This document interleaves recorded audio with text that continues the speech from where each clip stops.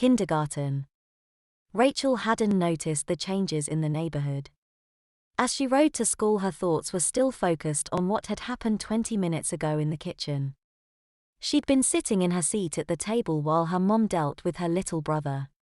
Danny had gotten dressed by then, wearing a simple red t-shirt with white stripes and a big pull-up with yellow stars and all. It looked ridiculous on the grown teenager as he squatted on his seat, toes wrapped over the edge while Mom tried to clean off his milk mustache. It was then that Rachel had looked over at the cereal box on the table. She wondered what strange foreign brand it was. She looked closer, noticing it was clearly a box of Rice Krispies. Rachel's eyes went back to the label. It was indecipherable. That was the moment when she realized she couldn't read. Even as the car rumbled along the suburban streets, Rachel couldn't get over the loss of her reading ability. She always had taken such great pride in her intelligence, her superiority as a student. Now she couldn't even read. Changes to the rest of the world were inconsequential when something so horrible had happened to her. Her mother dropped Danny off at daycare first, lifting him out of his big car seat and setting him down on the pavement outside. Rachel only glanced over at the daycare building. She could see other teens playing in the front yard, but she wasn't interested in that. Mom was telling Danny to say goodbye to his big sister. He waved a silly little kid wave at her, flexing his fingers up and down and yelling bye-bye to her. Rachel gave him a slight nod, noting that Mom had at least slipped a pair of shorts over his silly pull-ups, even if she hadn't bothered to put shoes on his feet. The door slammed shut and Mom hopped back in the driver's seat after handing off Danny to an attendant. Then they were back on their way to kindergarten. With a glossy Barbie backpack swung over her shoulder, Rachel edged her way across the playground in front of the elementary school. Her simple plastic and rubber flip-flops scraped across the blacktop and she tried to keep her eyes focused on them and not on the swarming hordes of oversized children. Most of them were older than her, the oldest appearing to be close to 30 but dressed like preteens. She spotted a group of kids who appeared to be college-aged playing on a jungle gym amidst the woodchip-covered playground area. One girl was hanging upside down from the metal bars, her skirt flopping down to reveal her pink panties to everyone, though she didn't seem at all bothered. A handsome young man beside her was dressed in corduroy overalls, picking his nose and making no attempt to conceal it. Rachel had no intention of approaching those nose-picking, dirty adult-sized kids. Clearly they weren't like her. She may have lost her reading, but she still had her mind. Just as she was about to leave the playground, she spotted someone familiar. Sitting crouched on the ground beneath the jungle gym was Brian. He was dressed as goofy as any of the big kids here, but from the way he was hiding and the desperate look in his eyes, Rachel guessed he was feeling like her. At least she hoped that was the case. She didn't know what she'd do without at least one friend to commiserate with. "Brian," she called, rushing over and dropping to her knees in the woodchips before him. Immediately she saw the relief in his eyes and knew she wasn't alone. "Rachel? You remember me?" Brian asked, sounding greatly relieved. "How could I forget you?" she exclaimed. "You're the only person I've met yet who isn't acting like a dumb little kid. I know, it's like the whole damned world has changed. Everyone thinks we're 5 years old again." "No, it's worse than that, Brian." "Worse than that? What do you mean?" "My mom knew I'm 21. But she thought it was normal for me to go to kindergarten. It's like our whole reality has been altered and now it's normal to go through developmental stages at much later ages," Rachel explained. Brian nodded in agreement. "That makes sense to me. I mean, it doesn't make normal sense, but I think you're right. This whole thing is messed up." "You're telling me?" "Brian, you didn't see my little brother. You remember Dan?" Brian nodded. "Yeah, of course I remember him. He was always trying to tag along with us when we were kids. Well, he was running around the house buck naked this morning, refusing to get dressed. And right now he's at a daycare center and wearing a fucking pull-up," she exclaimed. "He was naked? Ah, that's awful." And Mom seemed to think that was normal too. He's 18 but he acted like he was 2, maybe 3 at best. Brian looked around the playground and shook his head. Rachel, you and I can still think like normal. But why do you think that is? I mean, why are we still able to sit here talking while all our old friends eat their boogers and play in the dirt? Our old friends. Yeah, didn't you notice? Brian asked, pointing around at other young people on the playground.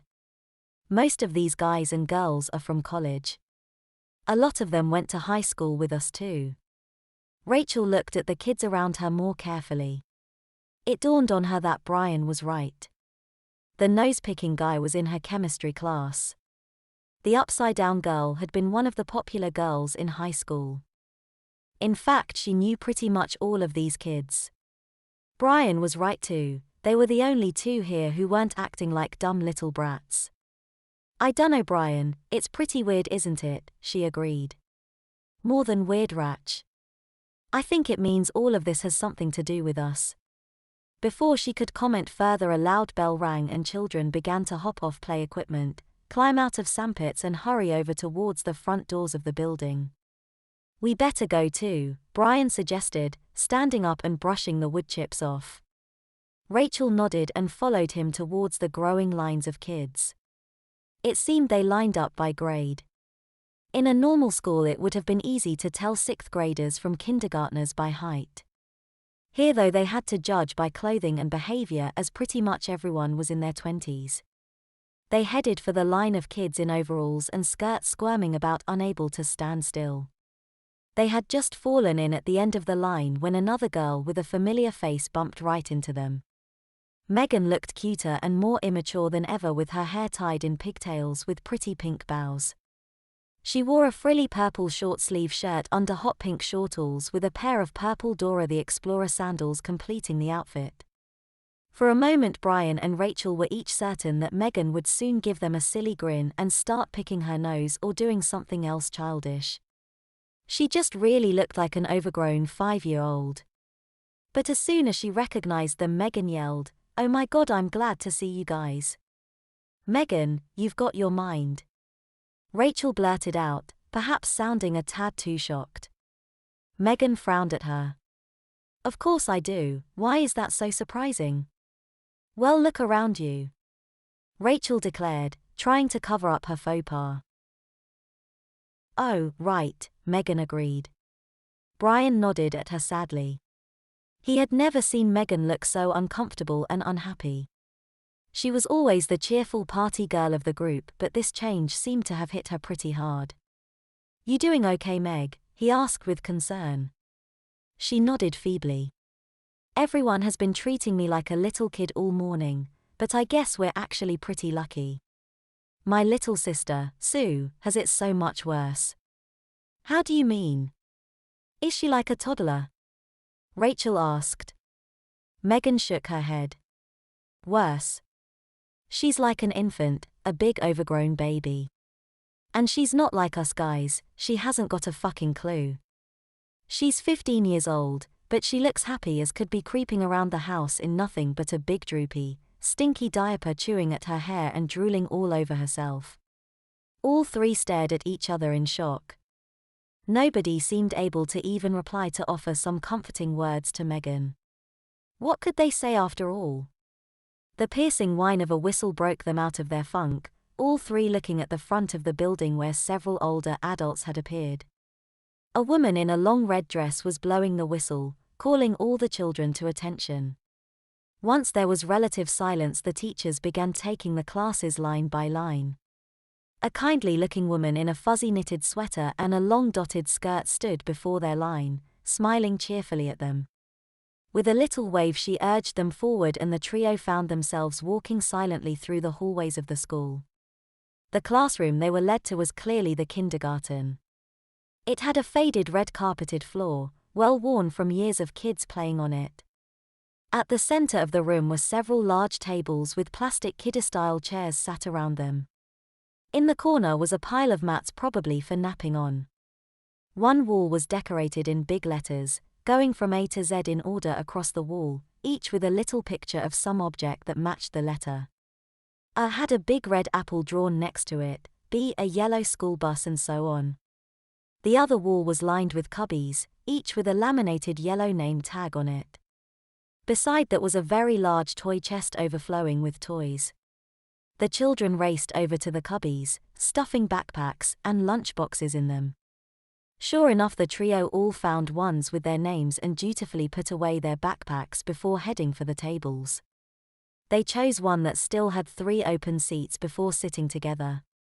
Though the chairs were brightly colored plastic and looked like they should be tiny things for kids, they were actually normal-sized. They had hoped to have some time to scheme and think up ways to fix their situations, but the teacher, Miss Henshaw, ruined that by repeatedly checking to make sure they were making progress on their work. That was what she called it, at least. The day began with simple coloring. At first Rachel had rolled her eyes as she watched the other 2 children at their table, a red-headed girl with pigtails and the booger-eating boy from the playground, make messy scribbles with little attempt to stay within the lines. Then she discovered that it was harder than she thought. Her fingers weren't coordinated properly. It was as though she were very drunk. It took all her concentration to stay, mostly, within the lines. Brian and Megan didn't even try. They quickly found that it was pointless, and in any case there was a feeling of freedom and relaxation they got from scribbling the crayons this way and that without worrying much about lines. After coloring came snack time, and each kid was given a carton of milk. Brian found himself wishing it was chocolate milk, then pushed aside the errant thought, reminding himself how degrading this all was. Just as he thought that, he noticed the boog eater was blowing bubbles in his milk with his straw. The ginger pigtailed girl was laughing her head off at his antics. Brian watched the boy blowing bubbles and felt a strange curiosity roll over him. Experimentally, he blew air into his straw. His milk bubbled in a strangely satisfying way. Brian couldn't help but let out a giggle. He blew more, making bigger and bigger bubbles. This was pretty fun. Brian, stop playing with your food. Show me you can eat like a big boy, the teacher reprimanded, having appeared behind Brian while he was distracted with his bubble blowing. Brian was sure he turned as red as a cherry. He couldn't believe he'd just been told off for playing with his food like a dumb little kid. At least snack time didn't last long. Soon it was time for some proper lessons. Miss Henshaw called all the children over to a corner of the room where they had to sit on their butts on the floor. Brian always hated that when he was a kid, and now he recalled why. There was no way to get comfortable on the floor. He tried Indian style, then sitting with his legs under him, then with legs stretched out. None of those positions was comfortable for long. Meanwhile, the teacher got to sit in a nice comfy chair. Miss Henshaw hushed the children and pulled out a pack of big cards. "Okay children, now we're going to practice our letters. I'll show the card and call on one of you to tell me what letter it is. The rest of you have to be quiet though. If you can stay quiet for me, everyone will get another star on their charts." The teacher began to flip the cards up, calling on the eager children one at a time. Seeing their former lab partners and prom dates hopping on their butts and stretching out their hands to identify letters of the alphabet made Brian, Megan, and Rachel all share a collective groan. "Rachel," Miss Henshaw called, looking down at the girl. Rachel looked up, stunned. All eyes were on her now, and she actually felt fear. Miss Henshaw was giving her an encouraging smile. "Come on Rachel, you know what letter this is, don't you?" Rachel looked at the letter on the card and felt a bit sick. What letter was that? It was so familiar, and yet she couldn't quite seem to name it. How was that even possible? She was grasping at straws, determined not to look like a fool in front of her friends, in front of this gaggle of stupid brats. Finally the name of the letter flashed into her mind, just as it looked like Miss Henshaw was about to call on someone else. "Ah," she blurted out. "It's an R." Rachel felt so relieved and proud for recognizing the letter. Or at least she did, until Miss Henshaw frowned slightly and gave a little shake of her head. Sorry dear, not quite, she said. Rachel felt like she'd been kicked in the stomach. Tears welled up in her eyes as she sat there stunned by her failure. Miss Henshaw pointed to a dumb-looking 20-year-old named Becky who was busy sucking her thumb until a second ago. That's a F. Becky eagerly yelled out. Very good, Becky. Miss Henshaw praised, while the girl beamed and returned her thumb to her mouth. Of course it was an F. How could she have been so stupid? Rachel recalled that as a little girl she'd always had trouble with those two letters for some reason. They didn't even look similar though. Now she'd been one-upped by a girl so dumb and juvenile she couldn't stop sucking her thumb. It was beyond embarrassing, it was humiliating. Rachel felt salty tears tracing their way down her cheeks and she forced her head into her drawn-up knees to hide her shame. Since kindergarten worked on a half-day schedule, it mercifully came to an end not much later. After enduring Miss Henshaw's reading from Winnie the Pooh, they were told they could have free playtime until their moms or dads arrived to take them.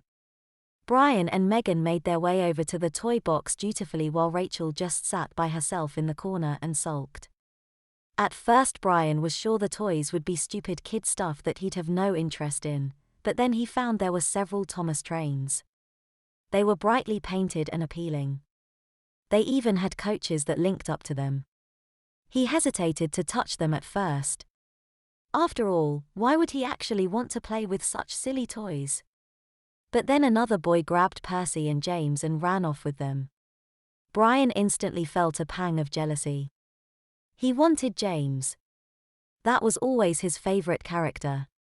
Brian gave in and grabbed Henry and Gordon toys from the chest. In moments he had Henry's green plastic body attached to a line of red and white coaches and Gordon's longer blue form linked to several boxcars. He lied down on the carpet on his tummy, swinging his legs automatically in the air above him, and began to push them towards each other. Without really thinking about it, Brian began to make chugging sounds, quietly at first, but then louder. What did it matter if others heard him? They were all dumb kids anyway. Brian ran the two trains towards each other, imagining the spectacular crash that was coming and beginning to imitate Gordon and Henry's voices. The two toy trains smashed into each other, creating a satisfying wreck of coaches and boxcars. Brian grinned and made all sorts of smashing and crashing noises, giggling to himself at the fun of it all. What the hell are you doing? Brian stopped his giggling and looked up at Rachel, feeling immediately ashamed. I was just, he stammered. You were playing like a little kid. Is this what you want, Brian? Did you make this happen to us, so you could play with kids' toys? She accused. What? No. Of course I didn't cause this, how could I? It just, I dunno, felt right. He's right. They both looked over to see Megan standing there with a Barbie doll in one hand and a toy brush in the other. I was just playing with my Barbie, brushing her hair. And, well, it felt right. It was fun. Rachel frowned again, her cheeks still red from tears, her eyes still bloodshot. What are we going to do? Brian put the toy trains down, feeling funny about playing with them now. I'll tell you what we can't do, he spoke up. We can't get separated again. We need to stick together, guys. How do we do that, Brian? Rachel asked. We're little kids now. Our moms will be here soon to take us hope for damned naps or something. We could ask to have a play date, Megan suggested. What? You know, a play date. My little cousins have them with friends from preschool all the time. It gives the moms a chance to spend time with other grown-ups too. We should convince our moms to let us all play this afternoon. Then maybe we can figure out a way to fix this. Brian and Rachel considered Megan's suggestion, then they both nodded in agreement. When Megan's mom turned up a few minutes later, the girl put on a convincing act. Mommy, I wanna play with my friends today, she announced, hopping up and down like a hyperactive little kid. Please. Can I go over their house and play? To Brian and Rachel's surprise, the little kid act worked like a charm. Megan's mom just couldn't say no to the eager little girl. So they swallowed their pride and repeated the act for their moms. Brian had the toughest job because they decided his place would be the best location to go to as he was an only child. He had to convince his mom to have them all back. In the end, though, it turned out to be a piece of cake. All the moms were eager for their children to make friends, or maybe just for the chance to socialize with other moms. Either way, the trio was soon gathered at Brian's house. The moms placed the kids in the backyard to play while they had tea in the kitchen. Of course, that allowed them to watch the children closely through a sliding glass door, just in case they got into any trouble. The backyard was no exception to the transformations the world had gone through. A plastic play place with a little ladder and yellow slide sat in the middle of the lawn. Along the side was a swing set with an attached slide of its own. Just beside that was a small sandbox shaped like a turtle. The lawn showed all the signs of belonging to a family with a growing little boy. The newish swing set had replaced the plastic play place as the boy reached big boy kindergarten age. The three friends headed as far away from their moms as they could, settling on their bottoms in the grass along the far fence. Brian and Rachel hadn't even bothered to remove their backpacks and now dropped the bright cartoon bags beside them. "So, what's the plan?" Megan asked Rachel as soon as they'd Saturday. "What plan? Why are you asking me?" she retorted. "Well, I dunno, Rach, maybe because you're always the one with a plan," Megan huffed. "Well, I'm sorry if having my whole reality change overnight has thrown me off my game a bit. I mean, I can't even read. No, worse, I can't even recognize the alphabet. How do you expect me to come up with a plan to fix that?" Okay, we need to stay calm," Brian reminded them. "Now, I don't know how this happened, but the only thing we can do right now is accept it and try to go with the flow." "You go with the flow, I've had it with being treated like a kid," Rachel snapped. "I'm tired, I'm dressed like an idiot, and I'm hungry. But if I go in there and ask for something to eat, all I'll get is fussed over and fed like a baby." "Well, maybe there's something in here we can eat," Brian suggested, opening the zipper of his Thomas the Tank Engine backpack. Brian rummaged through the pack, finding only crayons, a coloring book and a leather-bound copy of Catcher in the Rye. All three gasped as the book fell onto the grass.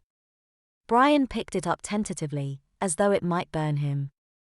He felt the leather in his hands, looked over the worn book. It was completely unchanged. "What is that doing here?" Rachel demanded. "I didn't put it in there. I swear I haven't seen this since last night," he insisted. "So it just packed itself in your backpack all on its own then?" Rachel scoffed. "Maybe it did," Megan interrupted ominously. They all exchanged wary looks before their eyes returned to the book. "Do you think," Brian stammered, "do you think it could have caused this? How could a book do this? How could anything or anyone do this? I think we are beyond the realm of the normal here. And this is the only constant between last night and today that I've seen yet," Brian answered. "Where did it come from anyway? You're sure you found it in the library, Brian?" Brian looked guilty, his eyes on the grass as the girls stared. "Well, Brian, I did find it in the library. But, when I looked in the back, it didn't have a library card or a barcode or anything. So I just took it," he admitted. "Well, that's just great. A book has ruined our lives, that makes this all so much better, knowing what caused it," Rachel mocked sarcastically. "We should destroy it," Megan breathed. "No, that could make things worse," Brian said. "Worse?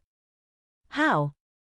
"I mean, so the book is all about how much adulthood sucks and how great being a kid is, right? So now it changed us into little kids, saved us from adulthood. Well, I've got news for it. Being a kid sucks. I hate this," Rachel roared. "We all hate this, Rach," Brian reminded her. "None of us likes being kindergartners, for God's sake. Brian had barely spoken the words when he let loose a horrified yelp and threw the book on the grass between them. "What?" the girls shouted. Brian looked at them with terror in his eyes. The color had drained from his face. It was like something inside kicked at the cover, trying to get out. Not again. 3 sets of eyes locked on the book, watching as it began to vibrate on the ground. Then an eerie green glow began to emanate from the cover. No one spoke a word as the book cover flew open as though caught by a gust, despite the air's unnatural stillness. The pages fluttered back and forth and all around them the world began to change. The swing set vanished into thin air while the play place in the middle of the yard grew brighter, newer. The sandbox moved from the edge of the yard to the middle, pails and plastic shovels and toys appearing in it and around it. A shiny red tricycle now sat next to the back deck. Beside it was a toy lawn mower. Then the changes began to affect the kids themselves. Rachel's sundress began to change, becoming pink, its hem rising higher and higher up her legs. A blast of wind seemed to whip her hair about until it settled in pigtails with pink bows on each. Her flip-flops vanished completely. Megan's pink shortballs didn't change, but the shirt underneath them changed until it sported the smiling face of Elmo from Sesame Street. Her Dora the Explorer sandals vanished the same as Rachel's had. Brian watched these changes happen before it began to affect him as well. His shorts began to lengthen, the cargo pockets disappearing. The elastic waist disappeared as the jeans began climbing upward as well. His Spider-Man t-shirt faded to a light baby blue, the cartoon motif changing to Winnie the Pooh. Soon it was mostly covered by his new overalls. As the legs lengthened, his tube socks receded down his legs ahead of the cuffs. The overall cuffs stopped just above his ankles, rolling themselves up to keep from getting dirty. His socks disappeared into the Velcro sneakers, then with a pop both disappeared, leaving him barefoot too. As quickly as it began it ended. The book slammed itself shut and the breeze picked up again. The 3 kids looked each other over and knew that things had indeed just gotten worse. Brian was staring particularly hard at Rachel, specifically at the hem of her dress. "What? All this stupid stuff happening and you gotta look up my dress." "No, it's not that. It's just your dress is really short." "I know it is. I didn't choose it, you dum-dum." "No, I mean, I can see your underwear. And, well, it looks kind of thick." Rachel's eyes widened and she pulled up her dress, revealing white pull-ups with little pink star designs. "Oh my gosh. I don't need those," she yelled in horror. Brian felt around his own crotch. Sure enough, it felt a bit too padded down there on him as well. He pulled back the bib of his new Oshkosh overalls and slipped a hand down his pants. He felt the waist of the pull-ups between his fingers. There was no more doubt he wasn't in big boy pants anymore. As he withdrew his arm, he found something else. His skin was smooth, too smooth. In fact, all the hair on his arms and legs was gone. He felt his chin and cheeks, no stubble, smooth as could be. He feared that he'd even lost his hair in a more intimate area, but was too afraid to check. Brian looked up at the pained expressions Rachel and Megan wore. "I'm in pull-ups too," he admitted sullenly. "What happened?" Megan whispered, her voice shaky. "I think we just got younger," Brian replied. They all turned their heads towards the house as they heard the back door slide open. "Kids, you know not to play out there by the fence." Brian's mom yelled to them as she strode across the lawn towards them. She didn't look any different from before, but the way she was looking at them had changed. It wasn't something that could really be measured, but they all shared the sense that she didn't see them as kindergartners anymore. When she reached them, she bent over without another word and slipped her hands under Brian's armpits. He was so shocked by the sudden invasion of his personal space that he didn't have time to react. With incredible strength, she lifted him to his feet, even though he was fully 4 inches taller than her. "Okay, little boy, you get your butt over to your play area right now," she scolded, giving him a gentle pat on his bottom to send him on his way. Brian padded barefoot through the grass without a word, too overwhelmed by the fact his mom had just manhandled him so easily to respond. Meanwhile, she placed her hands on her hips and gave the girls a stern motherly look. "Let's go, Rachel." "Megan." "Scoot." The girls did as they were told. They could see there was no room for argument. They stood and followed Brian back to the bright plastic play place, watching him climb into one of the holes and disappear inside. Only then did it occur to Rachel and Megan that they'd left the most important book in the world sitting back in the grass with the bags. Unfortunately, it was too late to go back now. They'd just have to wait until the adults weren't looking to go back for it. As they got closer to the play place, they realized it was surprisingly big. It was clearly built for people their size. The slide reached over their heads in height, and climbing up the pink ladder on the side actually looked tricky. Rachel and Megan hesitated, wondering what to do.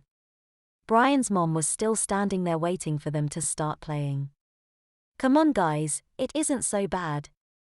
Brian's voice called out. The girls looked around and then up, realizing he was now standing atop the play place smiling down at them. "It's huge," he enthused. "Yeah, I noticed," Megan agreed, feeling the plastic ladder rungs experimentally. "Come on, don't be a scaredy cat." Brian chuckled. The girls shared a skeptical look. How on earth could he actually be having fun after what had just happened to them? Still, Megan at least decided it was worth a try, and besides, his mom wasn't going to go away until she saw them all engaged in silly kid games. So she slipped a barefoot onto the plastic ladder and started climbing. Brian was waiting for her at the top, still smiling. "Look," he told her. She gazed around and was amazed at how high up she felt. "This is pretty fun," she admitted.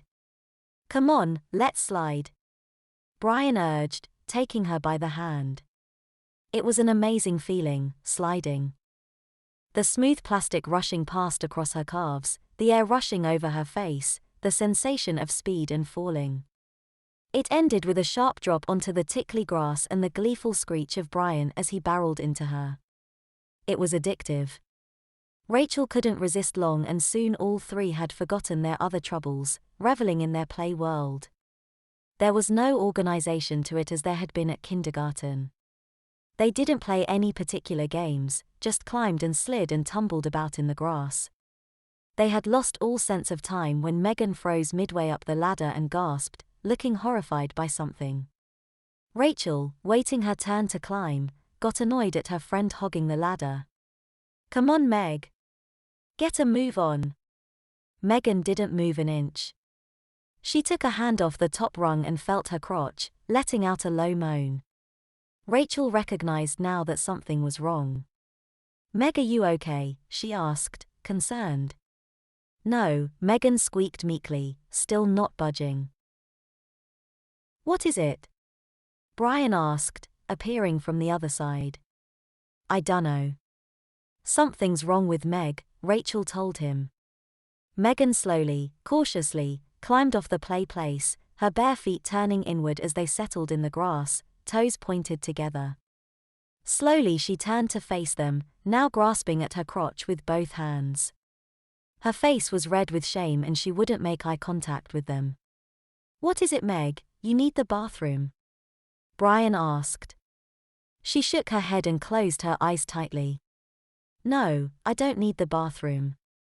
Not anymore." Brian and Rachel shared a concerned look. "You mean?" Brian began, letting the rest of the question hang in the air. Megan nodded. "Yes. I went pee-pee in my pants," she sobbed, tears running down her cheeks. Rachel stood frozen where she was, a look of revulsion on her face. Brian recovered more quickly, reaching in and putting a hand on Megan's shoulder. "It's okay, Meg, I'm sure your mommy will clean it up." Meg sobbed and hiccuped all the more. I didn't even feel it. I just tinkled myself and I didn't even know it till I felt my pull-ups get all soggy." "Let's just get you to your mommy, okay?" Brian repeated, taking Megan's hand and leading her towards the house.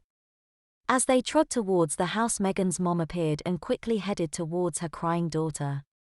Her mom was a bigger woman than the other moms, overweight and frumpy. She had a look of deep concern on her face as she met them. "What is it, sweetie pie?" "What's wrong?" she crooned, stroking the girl's tear-stained cheek. "I had an accident," she sobbed. "Oh honey," the rotund mom crooned, wrapping her arms around her daughter and cuddling her close. "It's okay, Meggie, Mommy will get you all cleaned up and dry in no time," she assured, rubbing Megan's back. "But, I didn't even feel it happen, Mommy. I'm supposed to be a grown-up, not a baby." "Oh Meggie, you're not a baby. Lots of girls your age have accidents now and then. You're only 21 after all. You'll get the hang of it soon enough, I promise." Megan sniffled and stopped crying, feeling somehow comforted by her mother's presence if not her words. "Everything all right, Amanda?" Brian's mom asked, emerging from the doorway. "Yes, Sarah, it'll be fine, little Meggie just had an accident, that's all." "Oh, poor dear. Was it just a pee-pee accident?" "Well, she's not too stinky," Amanda replied, making her daughter blush again. "Honey, did you make any poopy, or just tinkles?" Megan's lip quivered in shame as she shook her head vigorously and declared, "Just tinkles, Mommy." "Well, that's not so bad," Sarah told the distraught girl. "My little guy still tinkles in his pull-ups more often than the potty," she told her, gesturing to Brian. Now it was Brian's turn to burn bright red in shame. "Mommy," he called, willing her to stop. "Oh hush silly," she replied. "In fact, as long as you have to change Megan, we might as well get Brian and Rachel on the potty before they need to be changed too," Sarah added. "I don't need to pee-pee," Brian yelled, feeling ever more frustrated by being talked down to like this by a woman who was shorter than him. "Well, if you keep up that yelling, I think you'll need to take a nap," Sarah warned him. Then she turned to Amanda and remarked, "He always gets fussy when he needs his nap. If he misses his nap, I've got a surefire temper tantrum on my hands." "Oh, I know exactly what you mean," Amanda agreed. "You should have seen it the time Meggie went off at the supermarket. She can really make a scene when she gets cranky." "Do I hear temper tantrum stories being told?" Rachel's mom asked as she joined them outside, a cup of tea in her hand. "Yes, Joy, but they can wait for now. We really need to change poor Meg's pull-up," Sarah told her. "Okay, let's go, little princess," Amanda chirped, scooping up the college girl and carrying her into the house, her bottom resting on the mom's arm. Brian followed them into the house while Joy walked out into the yard to retrieve her daughter as well. The kitchen had changed since they were last in it a few minutes earlier. The white refrigerator was covered in pieces of paper covered in childish crayon scribbling. There were baby locks on all the bottom cabinets, and a red fire engine-designed booster seat sat in one of the kitchen chairs. Heading into the living room revealed even more changes. The toy box that had been there before had disappeared. Gone was the little rug designed to look like a city street plan, and with it all the Tonka trucks and toy cars. The Lego set was nowhere to be seen, the Mr. Potato Head and radio-controlled car vanished. Instead, their big letter blocks and shapes. A colorful xylophone sat abandoned in the middle of the room, and beside it Buddy, his teddy bear. Although Buddy was now looking a lot newer and nicer than he had earlier. His fur was lighter and cleaner at least. In the corner was a toy vacuum cleaner, and against the wall a whole toy kitchen set. Everything was bright and colorful. Nothing was small enough for a stupid toddler to choke on. Brian stopped in the middle of the room and wiggled his toes in the plush cream carpet as Amanda laid out a mat on the floor and then beckoned Meg to lie down on it. She stood stock still and shook her head. "Come on, Meggie, you don't want to stay in that wet pull-up, do you? Be a good girl for Mommy and lie down." "No, I don't want to do it like this. Please, I'm not a baby," Megan begged. "Oh, I see, you want to stand up like a big girl. Is that it, honey?" Amanda asked, not waiting for an answer before she took Megan's hand and pulled her to the middle of the mat. That's okay, honey, you can stand up. Mommy knows you're not a baby.